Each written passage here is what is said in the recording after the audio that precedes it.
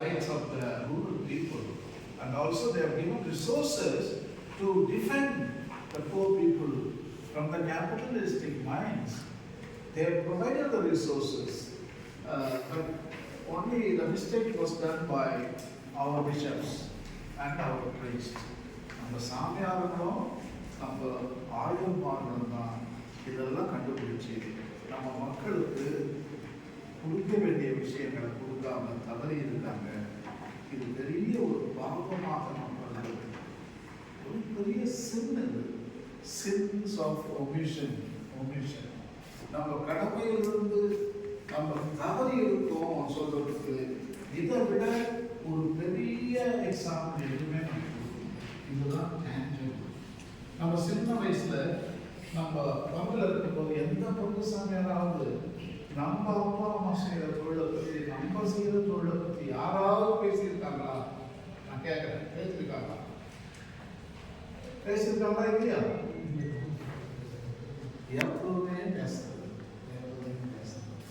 ஏன்னா நம்ம செமினரி ட்ரைனிங்ல அந்த மக்களை டிஃபர் பண்றதுக்கு ஹோப்ஸ் கொடுத்தாங்களோ இவங்க கொடுக்கவே.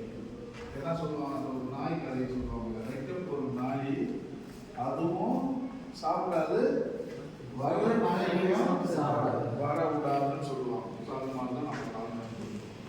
சரி, ஓல்ட் டெஸ்டமென்ட் நம்ம போகிறோம், என்ன சொல்லுது? அழகா சொல்லுங்க, God was the first farmer. அவர்தான் முதல் விவசாயி. கார்டன் ஆஃப் ஈடன் சிங்காரத்தோப்பு என்கிற அன்னையை அமைத்தார். அதுல செடியை நட்டாரு, காவா பிடிச்சி தண்ணியை கொண்டு வந்து அந்த பண்ணைக்கு விட்டாரு, வேலி அமைச்சாரு, அதுக்குள்ள பல கால்நடைகளை உற்பத்தி பண்ணி வளர்த்திருக்கிறாரு. அங்க கடவுளையும் மனிதனையும் படைப்பையும் ஒன்றாக இருக்க சொல்லி அந்த விவசாயம் நமக்கு செய்ய சொல்லி நமக்கு சொல்லி கொடுத்தாரு. அப்ப அவர்தான் ஒரு teacher. God teaches the farmer from soil preparation to grinding the grain. பாருங்க, நீ வாயில வைக்கிற வரைக்கும் நீ மண்ணை நீ உழவுறத அந்த கிரெயின் எடுத்து நீ வாயில வைக்கிற வரைக்கும் உனக்கு விவசாயத்தை சொல்லி தர்றாங்க. எத்தனை கோர்ஸ் நான் கொடுத்துருக்கேன் பாருங்க. ஸோ அப்போ கடவுளே நமக்கு சொல்லி தர்றாரு. பாருங்க, ஐசையா எப்படி என்னன்னா வச்சுக்கணும் சொல்றாரு. அப்புறம் மேத்யூல feed the hungry ன்னு சொல்லுகிறார். அதாவது அந்த 5000 மக்களுக்கு உணவை கொடுக்கும் போது நீங்கள் அவர்களுக்கு உணவு கொடுங்கள் சொல்றார். ஓகே, இப்போ ஐநா சபையின் FAO ஃபுட் அண்ட் அக்ரிகல்ச்சரல் ஆர்கனைசேஷனுடைய மோட்டோ என்னன்னா ஃபியாட் ஆனிஸ் எல்லோருக்கும் உணவு ஆகட்டும் உணவு ஃபியாட் ஆனிஸ். கடைசியா இயேசுநாதர் இந்த உலகத்தை விட்டு போறதுக்கு முன்னாடி ஒரு கடைசி வார்த்தை ஒன்று அப்போஸ்தலர்கிட்ட சொல்றாரு. என்ன வார்த்தை? கடைசியா கன்சம்ப்ஷன். பாருங்க அந்த definition of life, consumption, reproduction, adaptation. Simple thing, feed my sheep. விவசாயிகளை உருவாக்குங்க. எப்போ பாரு நம்ம செமினரி அப்படின்றோம். ஃபார்மினேரி நம்ம போய் கட்டணும். எங்க நம்ம பங்குல ஃபார்மினேரியை உருவாக்கி அந்த பிள்ளைகளுக்கு பாடம் நீங்கள் இருக்கணும். அக்ரேரியன் தியாலஜி நான் சொல்லி தரதெல்லாம் you should go and teach youngsters. கடவுள் கொடுத்த பாண்டாங்க, சிட்டிக்கு ஓடாதீங்க. இந்த தொழிலில் எந்த தவறும் இல்லை, பெருமையான அது உங்களுக்கு சொல்லி காட்டினாரு இல்லையா? அந்த இந்த ஃபர்ஸ்ட் எடுத்து ஒன்று பாத்திரம் ஆனோட வயசு என்ன சொன்னாரு? Honourable job. இந்த டெக்ஸ்ட் தான் நீங்கள் சொல்லி அவங்க காட்டும்போது நல்லா இருக்கும். இங்கே பாருங்க, Benedict the 16th ஹாரிதாஸ் in Veritate 77வது paragraph சொல்லிறார் பாருங்க.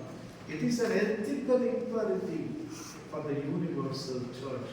அதாவது உணவு கொடுப்பது, ஃபியாட் பானிஸ், உணவு Our youth, when they do agriculture, he calls it's an ethical imperative for the universal church. இது நான் சொல்ல Benedict எழுதினார். So the food production is very, very important, equally important, if not less, from the vocation to the priesthood. Equally important. இப்போ நீங்க அங்கே இருந்தா கூட நீங்க சாமியார் ஆன அளவுக்கு ஈக்குவலா தான் கடவுள் உங்களை பார்த்துருப்பாரு. ஸோ நீ ஒண்ணு இப்போ பெட்டர் ஆகும், நீ அதை விட்டு இதுக்கு வந்திருக்க காரியம் இருக்கு அவ்வளோ போன மாதிரி அதை விட்டு குறைஞ்ச ஒரு மரத்தை விட்டு என்ன மரத்துக்கு ஆகும் அவ்வளோதான். ஸோ அது மாதிரி நம்ம பண்ணியிருக்கோம். Feed my sheep, John 21:15-17. 8 billion humans, most are farmers. எல்லாருமே இந்த farmers, நம்ம யார் farmers நம்ம கை தூக்குவாங்க. எத்தனை பேர் farmers நம்ம வீடுங்க சரி, கை தூக்காதவங்க சரி, நீங்க யாரு farmer-ஆ? அதுவும் farming தான். Fishery farming, ஆடு மேய்ப்பது farming, food gathering, tribal, அங்க போயிட்டு வேட்டையாடுவது விளையாடுவது farming. உங்க அப்பா உங்க அம்மா அந்த மார்க்கெட்டு சூப்பர் மார்க்கெட் கோயாம்பேடுல போயிட்டு காய்கறி தேடுறாங்க பாரு, அதுவும் farming தான். ஸோ அப்படின்னு பார்க்கும்போது 99.9% ஆஃப் farmers இதுதான் பெரிய ப்ரொஃபஷன். சொல்ல போனால் கடவுளுடைய வாக்கை எல்லாரும் பின்பற்றாங்க பொருளாதாரம். இதுதான் தோல்வியை.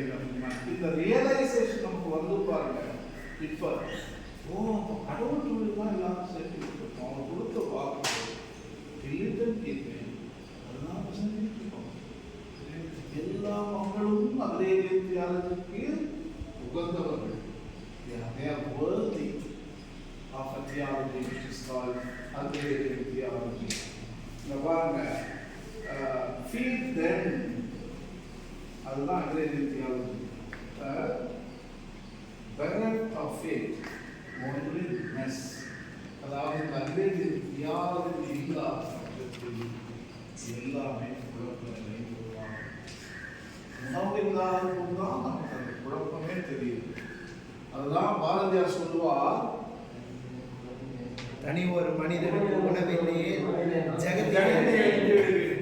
தனி மனிதனுக்கு உணவில்லை என்றால் ஜகத்தினையே அழைச்சு. பார்த்தியா, இதை விட தெளிவா எந்த போக்கும் சொல்ல முடியும். அவ்வளவு அழகாக சொல்லியிருக்கா. ஸோ இப்போ வந்து பாருங்க, Agrarian theology definition.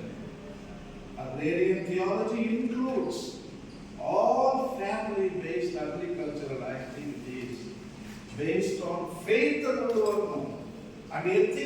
ethics values such as agriculture, forestry, fishery, gathering, pastoral and aquaculture production.